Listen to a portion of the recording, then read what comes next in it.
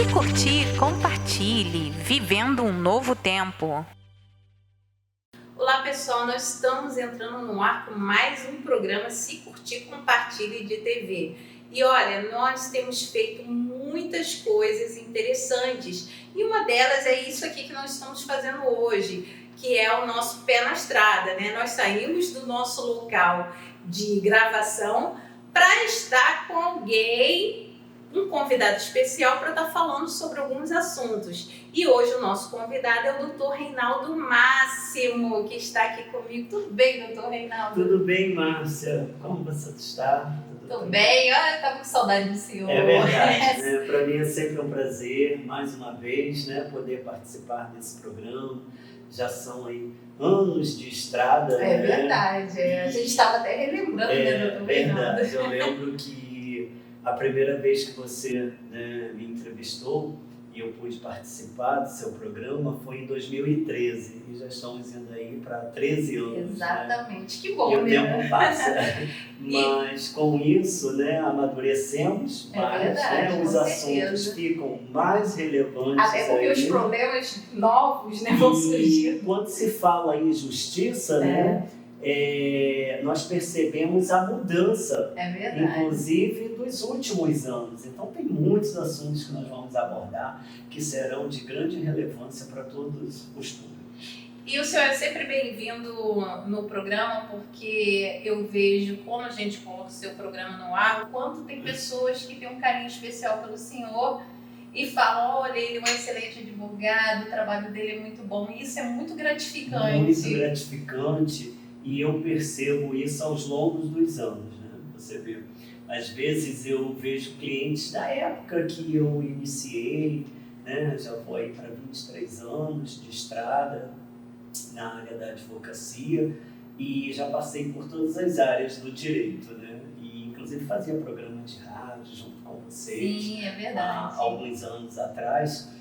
E hoje eu encontro algumas pessoas, né, daquela época e eu consigo lembrar, a gente conversa sobre aquele assunto, Isso é muito sobre bom, né, a primeira vez que a pessoa me contratou. Então isso para mim, eu carrego comigo isso como uma prenda, né? Então, por mais que eu tenha crescido na área jurídica, eu não abro mão das minhas raízes. Eu sempre brinco assim, né? Eu me atualizei, né, e me aprofundei na área criminal. Então, de alguns anos para cá, eu faço 90% da área dos meus processos em referência à área criminal. Mas não deixo jamais os meus clientes antigos, questões de fidelidade, né? Então, sempre o meu escritório estão com as portas abertas.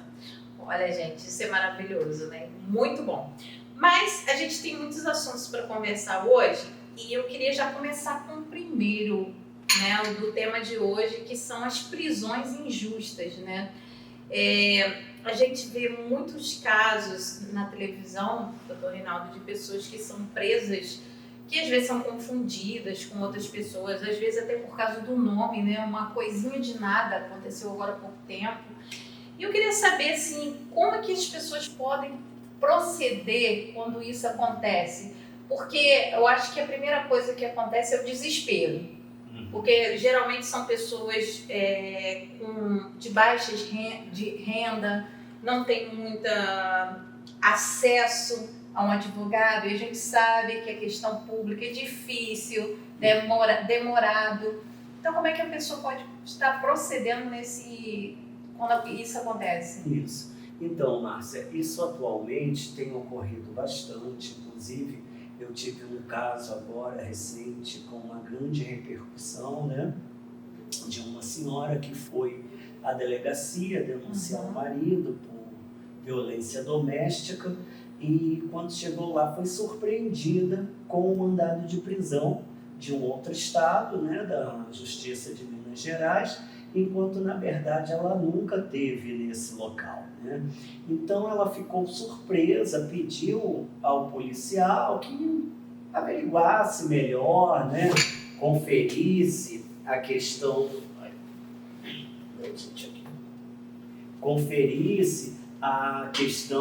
né, dos dados dela, dos filhos, dos pais, né, endereço. E o policial falou para ela, realmente, é a senhora, e a senhora está presa por tráfico de drogas e associação criminosa. E foi a questão do nome dela, não Do foi? nome. Então, a família me procurou, né? Na sequência, eu pude ter acesso ao processo originário e averiguei que a pessoa do mandado de prisão era a pessoa diversa dessa senhora que estava presa aqui no Rio de Janeiro, né? Então, rapidamente eu acionei o judiciário de lá, né?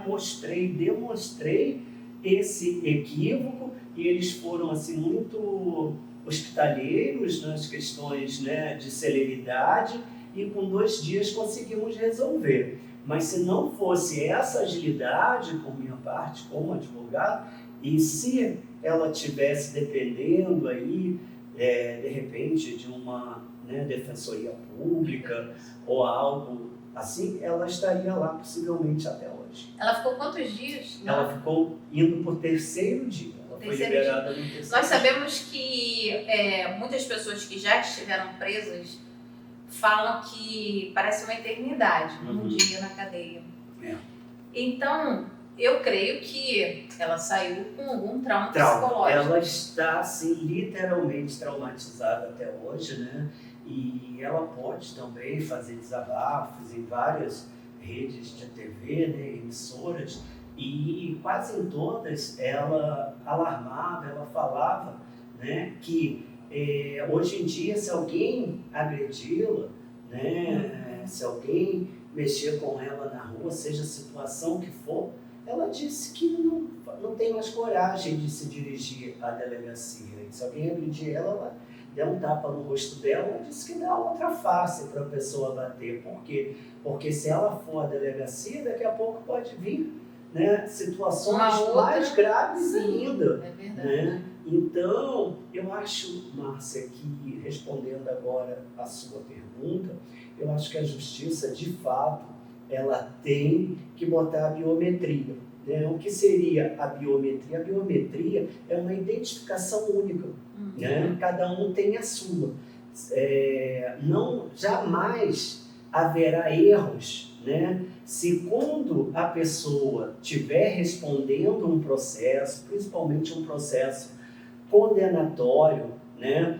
Então a biometria daquela pessoa, ela é a nível nacional. Sim. Então, mesmo a moça sendo oriunda de outro estado, né, se tivesse ali cadastrado as digitais, a biometria dela, com certeza, ao arrecadar a biometria da senhora, né, desse caso específico, com certeza ia ver que eram pessoas diversas e iriam evitar todo esse transtorno. E por que o senhor acha tanta dificuldade hoje no mundo tecnológico que nós estamos, não ter um processo que seja mais eficiente? Márcia, nós já temos a questão da biometria no que tange a política, né? É isso que eu ia falar. Diríamos assim, algo mais de interesse por parte dos nossos governantes, né? Que seria o voto do eleitor. Sim. Isso nós já temos até para evitar fraudes, né? Como víamos há alguns anos passados. Então, assim, o próprio CNJ, o Conselho Nacional de Justiça, já tem trabalhado isso, tá? Já estão com projetos em andamento para que a biometria ela seja, né, mas tudo a nível nacional e seja implantada em todos os estados. Alguns estados eu pude, com esse tema, né, com essa situação, eu pude observar, consultando, né, o assunto, que alguns estados já estão com a biometria, mas ainda é preciso fazer isso a nível nacional. Aqui no Rio de Janeiro mesmo não tem. Porque isso tem acontecido não é só aqui no Rio, em vários estados do Brasil, porque a gente assiste as reportagens, a gente vê. Bem, muito interessante esse assunto, a gente vai dar uma pausinha agora. E no próximo bloco a gente vai estar dando sequência a esse assunto e falando também sobre a questão de pensão alimentícia, não é isso? Prisões, né? Prisões. Quando a decretação da prisão, Isso. o que tem que ser feito. Isso Tudo aí. isso vamos falar no próximo bloco. Próximo bloco. Nós voltamos já já. Curtir, compartilhe, vivendo um novo tempo. Olá pessoal, eu sou a apresentadora Márcia Barros do programa Se Curtir Compartilhe de TV e eu quero convidar todos vocês a estarem ouvindo a Rádio Rio Gospel todas as quintas-feiras às 16 horas, que retransmite o nosso programa e também toca o nosso Top 10 da RG Music. Então, não esqueça de ouvir a Rádio Rio Gospel. Se curtir, compartilhe, vivendo um novo tempo. Estamos de volta com o programa Se Curtir Compartilhe de TV. E olha, é sempre um prazer muito grande estar com o Dr. Reinaldo. Eu aprendo muito com ele também, porque a gente tem tantas dúvidas, né? A gente vê tantas coisas na televisão e as pessoas não têm muito acesso a essas informações que são tão importantes, né, para o nosso dia a dia, porque tem acontecido tantas coisas, né, Dr. Reinaldo, na vida das pessoas. E como a gente estava falando no primeiro bloco, uma pessoa inocente foi parar numa prisão, foi causado um dano psicológico que não vai ser retirado assim tão fácil.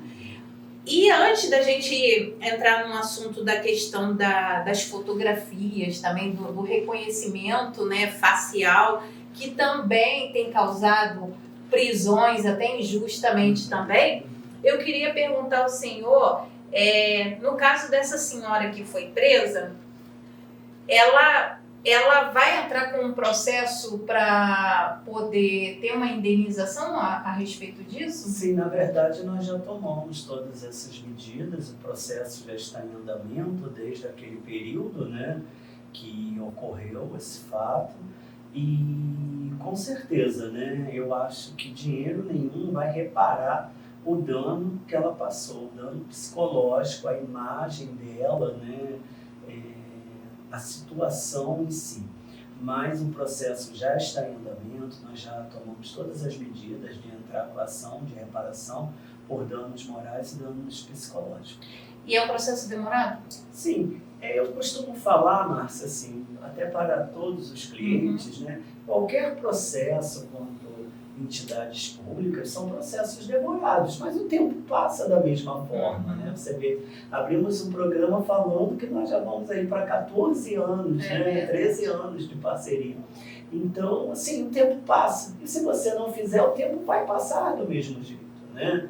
Isso então, é uma boa colocação do senhor, porque às vezes as pessoas ficam, desculpa até interromper o senhor, mas às vezes as pessoas elas ficam assim desacreditadas no processo, entendeu? E desacreditado na justiça, né? Porque é tão demorado que às vezes as pessoas, elas às vezes até, no caso dela não, porque realmente tinha que colocar um processo mesmo, porque foi uma coisa assim muito absurda, né? Um erro que não pode ser cometido. Mas às vezes tem outros tipos de casos que as pessoas às vezes deixam até para lá, não é verdade? Deixam porque é tão traumatizante, né? E você relembrar aquilo, as pessoas procuram esquecer. Porque se você processa, você vai ter uma audiência, você vai ter que toda hora, né, tá dando informações sobre aquele episódio, né? Você vai ser chamada de alguma forma, seja pelo advogado, seja pela própria justiça em si. Então as pessoas às vezes preferem, né, colocar... Ter paz, vamos dizer assim, né? Isso. Ter paz. Mas vamos falar então da questão das fotografias, doutor Reinaldo. Reconhecimento facial. Hoje nós estamos vendo que, principalmente assim, estádios de futebol, lugares onde tem muitas pessoas, né, onde vai ter muita gente junta que estão fazendo isso. Mas tem acontecido também de pessoas que são parecidas, que às vezes são reconhecidas também injustamente. Isso. Essa questão do reconhecimento fotográfico, né, e o reconhecimento facial, já há até recomendações, né, do STJ, do próprio STF, no sentido de que a polícia, os magistrados tenham um pouco de cautela ao decretar esses tipos de prisões, né? Principalmente a prisão por reconhecimento fotográfico, né? Porque às vezes a pessoa chega ali, a vítima, né, naquele calor humano e vontade de se fazer justiça, né? E aí se é apresentado uma ou várias fotografias de pessoas com aquelas semelhanças passadas pela própria vítima, porque quando você vai registrar um roubo, quando você vai registrar uma ocorrência, seja furto ou qualquer outro crime, né, e que exija informações por aquilo não ter gerado uma situação flagrancial, você passa essas informações à polícia, como cor, né, tamanho, né, a estatura da pessoa que teria cometido aquele crime, né, se a pele era moreno claro, moreno escuro, né, a questão dos olhos, do nariz. Então, a polícia ela faz meio que um retrato falado, né, daquelas informações que você passou, e ela gera ali um álbum de fotos e você automaticamente confere ali e vê se há alguém parecido, se a pessoa que de fato cometeu o crime contra aquela vítima, se é alguma dessas pessoas. E muitas das vezes nós vimos assim erros gritantes, né, que ocorrem em algumas delegacias, né, porque muitas das vezes a pessoa, né, o investigado ou até mesmo um criminoso tem as suas fotos já inseridas num álbum de fotos. Né? É isso que eu ia falar, esse cadastro são de pessoas que já têm passagem. Pois é, mas eu já tive casos e situações aqui no escritório que a pessoa nunca foi na delegacia nem fazer uma visita e a foto dela estava lá. Que isso? E até hoje ninguém consegue explicar isso, como a foto da pessoa vai parar na delegacia sem que a pessoa tenha cometido qualquer tipo de crimes, né? Então, respondendo, Márcia, a questão do reconhecimento por fotografia, né, até mesmo por essa questão dessa recomendação do CNJ, né, essa recomendação aos magistrados para que eles tenham cautela e analisem melhor, porque há uns 5 anos, 4, 5 anos, né, era grande o número de pessoas presas por reconhecimento por fotografia. Ainda existe, tá? E mesmo com toda a recomendação, mesmo com o caso sendo, né, explanado, né, sendo assim, mais discutido, como está nos dias atuais, ainda há muitos juízes que ainda decretam a prisão por reconhecimento. Isso aí dá um trabalho, né? Um trabalho para a defesa, um trabalho para a Defensoria Pública. Porque se a pessoa está fragilizada, doutor Reinaldo, assim, aconteceu, a pessoa foi vítima de um assalto de uma maneira agressiva, então ali a pessoa já está num momento... Eu, por exemplo, se acontecesse, Deus me livre, mas se acontecesse algo assim comigo, eu não saberia identificar muito bem a pessoa, não, porque eu não sou boa fisionomista. E imagine você sofrendo um trauma, né, desse tipo. Então, talvez realmente fosse o caso disso não ser tão importante em relação como o senhor está falando. O que ocorre, Márcia, na área criminal, né, tudo tem que ser visto com muita cautela. Muita cautela. Né? Por exemplo, há um artigo, né, do Código de Processo Penal, que é o artigo 226, que ele enumera as condições para que uma pessoa ela seja reconhecida, né? Então, esse artigo ele deixa bem claro os tipos de reconhecimentos e os seus requisitos.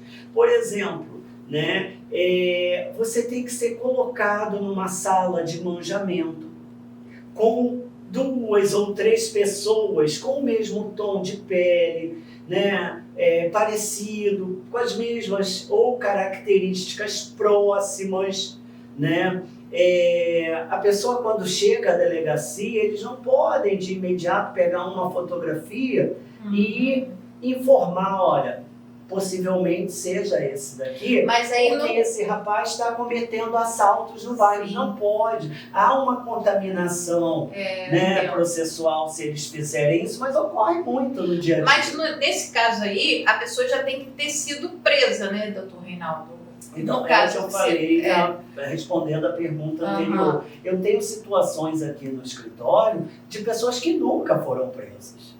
Aí, E de alguma forma ele apareceu no álbum de fotografia e ele foi reconhecido. É difícil. Entendeu? Então, assim, se não forem cumpridas, né, as determinações do artigo 226 do Código de Processo Penal, né, automaticamente aquele reconhecimento, ele é um reconhecimento errôneo, né? Ele possivelmente não vai ter a validade. Por isso que tudo tem que ser confirmado em juízo, né? Seja o réu, né, o investigado preso ou solto, né? Porque em juízo se é cumprido essas determinações da sala de manjamento, de colocar pessoas junto com o investigado, com o denunciado, para que possa ser realmente cumprido as determinações legais.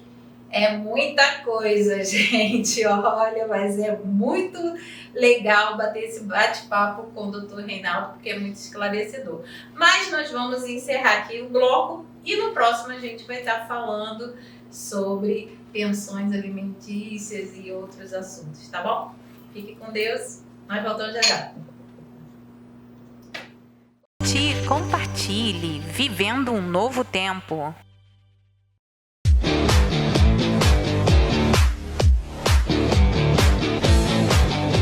Galera, aqui é Jairo Bonfim, eu quero dizer que curto e compartilho o programa Se Curtir, Compartilhe Gospel. Tamo junto! Se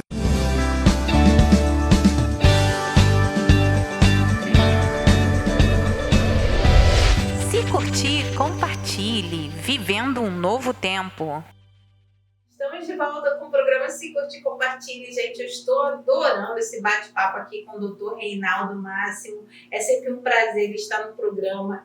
Como eu falei, eu sempre aprendo bastante com ele. E converso também com ele em off, gente. Tá pensando que o nosso bate-papo é só aqui na frente das câmeras? Não, por detrás das câmeras aqui a gente tem uma resenha aqui, vou falar assim, muito boa. Porque além de ser um excelente advogado, ele também é uma pessoa maravilhosa. Pois é. Inclusive, ela tira dúvidas também, viu? É isso mesmo. Eu tenho que aproveitar aqui, né, nosso amigo. Mas, doutor Reinaldo, nesse bloco a gente vai discutir um pouco sobre essa questão da pensão alimentícia. E a gente tem muitas dúvidas. Muitas pessoas têm dúvidas, né? Até as pessoas mesmo, né, que têm filhos e acontecem do pai não querer assumir, de não querer ajudar, dar pensão. E aí como é que a pessoa faz?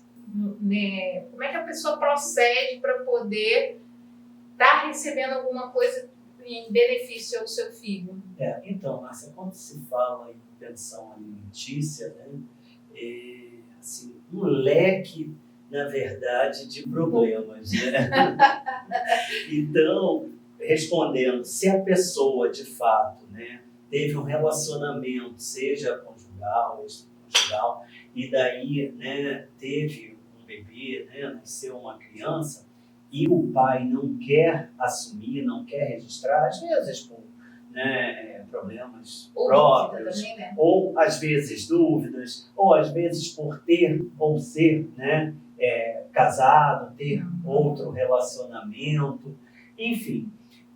Independente disso, Márcia, eu costumo sempre falar, o interesse não é, né, da mãe, não é do pai, o interesse é da criança. Então a mãe deve procurar o judiciário através de uma ação com o advogado, com a defensoria pública, para que possa ser feito esse exame, né?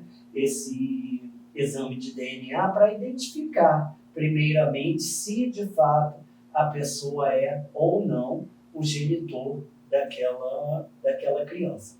E hoje, Márcia, assim, aliás, hoje não, né, de alguns anos para cá, já se há uma pensão provisória mesmo nesses momentos de dúvidas. Hoje basta a mulher chegar, olha, eu tenho certeza que fulano é o pai, e ela entra com o processo, tanto do DNA, como ela já pode pedir ali uma pensão provisória. Porque o direito, o dever da justiça, ali, volto a dizer, é resguardar, né, o direito da criança. Então, não se pode esperar. Você imagina, né, uma ação de DNA, né, uma ação de pedido de pensão, não se leva menos que 6 meses.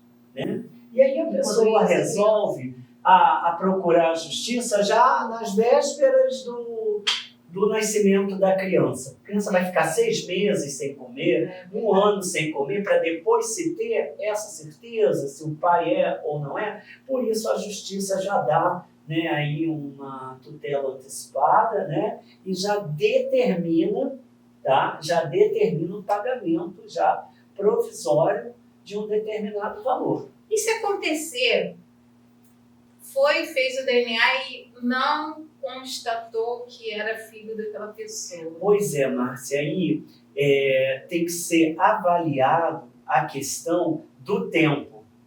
Porque por mais que o pai não seja biológico, né, e aí se há aquela questão, porque às vezes o pai também pensa que é o pai e ele pede o DNA, né, e aí ele descobre aos longos dos anos ou dos períodos que ele não seria o genitor. E aí nós temos que observar novamente o direito da criança. É onde entraria aí a questão da afinidade, né? Então, assim, existe o pai biológico, que é aquele que, né, é do documento, né? E existe o pai que é o pai fraterno, o pai, né, que deu atenção, que criou, né? E existe aí a afinidade da criança com aquela pessoa, com aquele cidadão. Então a justiça observa tudo isso, né, para que possa estar aferindo aí uma decisão mais justa, porém que não atrapalhe. Mas nesse caso assim, foi comprovado que a criança não é filho e o pai ele pode exigir não pagar mais a pensão? Então, aí nós vamos ter que ver a questão do tempo, do interesse do menor e até onde há essa sensibilidade da criança com esse cidadão, né? Porque chama pai afetivo, né? Se porventura essa criança for prejudicada com o fim desse relacionamento, desse processo, a pessoa, né, querer se distanciar, vai ficar um pouco mais complicado. Eu já vi casos que entraram e não conseguiram justamente por essa aproximação afetiva, né? Então tudo deve ser conversado. Volto a dizer, primeiro resguardado o direito da criança, do menor em relação não só a mantença de valores de pensão, né, mas também a questão afetiva. Doutor Reinaldo, a gente está falando sobre criança, né? Mas existe também direito de nessa questão alimentícia para, por exemplo, o marido ter que pagar uma pensão alimentícia para uma esposa? Existe isso também? Então, Márcia, nós viemos de uma época, né, há 20, 30 anos, que as pessoas separavam. Eu mesmo, quando formei, eu fazia muitas ações de vara de família, né? Sim. E divórcios. E já me deparei com situações, tive um cliente aqui no meu escritório, que o senhor ficou pagando durante 23 anos pensão para companheiro. Né? Ele trabalhava no Correio, tinha um cargo elevado à época. E essa moça, ela se formou, né, fez faculdade, teve outros relacionamentos, inclusive outros filhos, E ele a vida toda pagando. E teve uma mudança geral sobre isso, né, na própria âmbito, né, jurídico, no que se refere à vara de família, que teve as decisões hoje são referentes a pensões provisórias desde que haja a necessidade. Então, assim, claro, né, nós não estamos falando em partilha de bens, nós estamos falando no direito, no dever de pensionar, né, da pensão. Então, hoje em dia, os magistrados, a própria justiça, ela trabalha da seguinte forma, né? Uma pensão provisória. Se você demonstra nos autos, com documentos, que você não trabalhou, ou que, né, o seu cônjuge não deixava, que há uma dependência, sempre houve uma dependência financeira, o juiz, ou casos de doenças também, né, o juiz arbitra uma pensão provisória que geralmente fica entre 1 a 2 anos, com término, prazo pro término. Para quê? Para que você possa se qualificar, para que você possa fazer um curso, né? Para que você possa ter um rendimento para buscar uma opção de trabalho. Né? Então, tecnicamente, respondendo a sua pergunta, não há mais entendimentos de que na separação o homem deva pensionar a mulher para o resto da vida. Interessante. Bem, gente, olha, o programa passa rápido e o assunto é muito bom, os assuntos, né? Mas vamos entrar num outro assunto para a gente poder estar finalizando, que é a questão do que tem acontecido muito, doutor Reinaldo, meu Deus do céu, feminicídio. Olha o que a gente vê de casos que estão acontecendo, que estão gerando morte e perseguições agora mesmo, né? Aconteceu um fato aí, né, de uma moça que não correspondeu ao rapaz e aconteceu isso. Então, vamos falar um pouquinho sobre isso. Assim, é traumatizante para a família, né? Mas eu vejo muitos casos que as pessoas elas já estão dando esses sinais, procuram a delegacia para poder fazer o registro, né, da Lei Maria da Penha, e muitas vezes não adianta, que não é respeitado, né? Então vamos falar um pouquinho sobre isso, doutor? Sim, vamos sim, Márcia. Hoje em dia, né, devido ao crescimento até mesmo, né, do próprio feminicídio, como você mencionou, as regras estão bem mais apertadas, tá? Eu vejo no dia a dia, na audiência de custódia, né? A audiência de custódia é uma audiência inicial para todo mundo que vai preso, independente do crime, ele tem que ser levado a um juiz provisório, né? Um juízo da custódia em até 24 horas, né? No máximo se estendendo até 48 horas. E metade, ou próximo a esse numerário de pessoas presas, seriam de Maria da Penha, né? Tem casos que envolvem também feminicídio, enfim. Tem casos mais brandos, né? Às vezes um empurrão, uma ameaça, como tem casos bem complexos, né?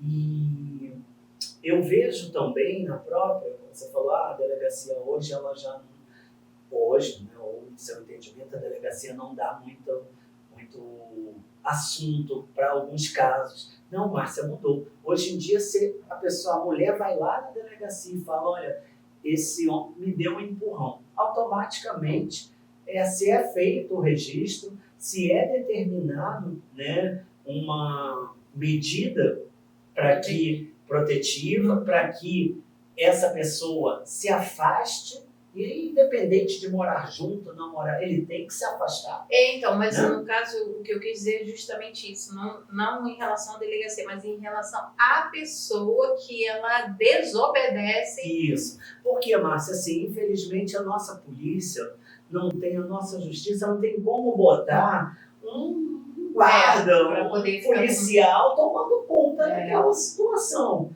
né? Existe até uma questão hoje no próprio judiciário, né, que é a viatura da Maria da Penha, né? Existem Interessante. policiais voltados para isso. Por exemplo, eu já tive casos aqui no escritório, né, que devido à gravidade, o cliente saiu de tornozeleira e a companheira com um chaveiro, ao invés de ser um monitoramento diferenciado, né? Então, com o chaveiro, né, que pega ali todo o espaço, todo o local onde ela anda e a pessoa monitorada, se porventura o acusado ou o agressor, o ex-agressor estiver por perto, automaticamente aquilo já avisa a polícia, não precisa nem da própria vítima tomar Isso é essa ótimo. medida.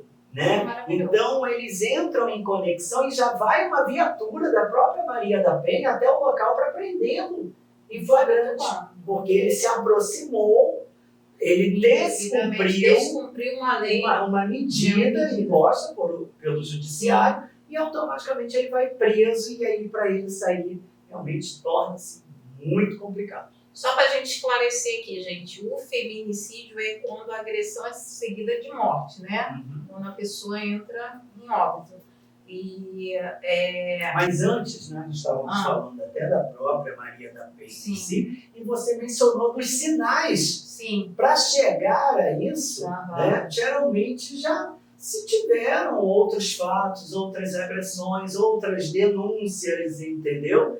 E é aquilo, a justiça não tem como colocar uma polícia em cima dessa situação para que vá averiguando até onde poderá acontecer uma desgraça ou não.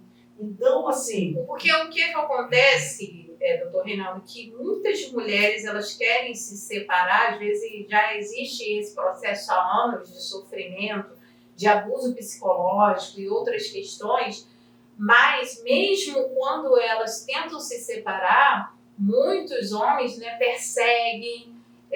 A gente vê casos de homens que vão no trabalho da mulher, que fazem escândalo e que agridem verbalmente até pela internet. Na frente dos filhos, mata na frente dos filhos, né? Então, assim, é uma questão, além de jurídica, vamos dizer assim, mas também muito psicológica, Sim. É um processo muito difícil, né, para quem passa por isso, a gente sabe disso.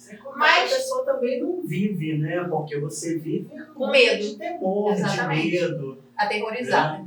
A pessoa Infelizmente é pedir força a Deus e procurar se precaver, mesmo tendo o auxílio da justiça, né? Porque muitas das vezes a pessoa até descumpre, sai um mandado de prisão, não conseguem localizar né, aquele agressor. Sim. E aí, como você fica? E para a gente finalizar, doutor Reinaldo, quanto tempo a pessoa fica presa quando ela é presa em relação a uma ameaça dessa?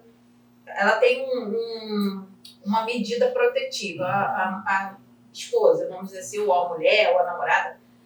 E aí o homem fica preso, o rapaz fica preso. Quanto tempo que ele fica preso? Então, Márcia, não há, assim, uma determinação, porque isso varia muito de caso para caso. Entendi. Você tem que levar em consideração o tipo de agressão, né? Entendi. Se foi leve, se foi, né, mais grave, né? Qual o tipo de lesão, né? Que vai do leve, grave, gravíssimo. Isso aí, os magistrados, eles vão, no momento avaliar, aferir a sentença, eles vão avaliar caso a caso. Mas, em média, não se chega a um ano. Entendi. Então, gente, olha, a gente está finalizando aqui o programa. Foi muito esclarecedor, porque hoje nós conseguimos falar de vários assuntos ao mesmo tempo, né? Assim, no mesmo dia, que eu quero dizer, no mesmo programa. Mas eu quero agradecer aqui, de novo, o doutor Reinaldo, por estar nos recebendo aqui no seu espaço, né, de trabalho. E quero dizer que o senhor é sempre bem-vindo aqui no programa para a gente estar abordando outros assuntos, porque tem muitos assuntos interessantes, né? Como a questão agora dos idosos, que não dá para a gente falar aqui nesse programa. E tem muita coisa boa que a gente pode estar falando e a gente vai, com certeza, estar gravando um outro programa aqui com o doutor Reinaldo, tá bom? Então, muito obrigada, doutor Reinaldo. estar recebendo aqui, já deu um café maravilhoso aqui pra gente. Márcia, obrigado a você, obrigado a toda a sua equipe por mais esse momento prazeroso, né? E para mim é sempre um prazer poder estar aqui, né, orientando, trazendo, abordando os assuntos jurídicos do nosso dia a dia e sempre que precisar estou à disposição.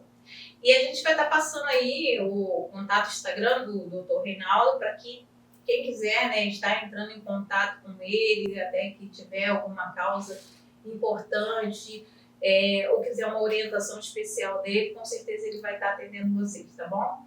Gente, um grande beijo, muito obrigada por tudo, muito obrigada pelas visualizações que vocês têm nos dado, pelas pessoas que entram em contato conosco, por todos aqueles que querem participar desse programa. Eu peço até um pouco de paciência, porque são muitas pessoas que sempre entram em contato querendo participar do programa, mas vai falando com a gente que você vai conseguir, tá bom? Um grande beijo e até a próxima. Tchau, tchau. Tchau, tchau.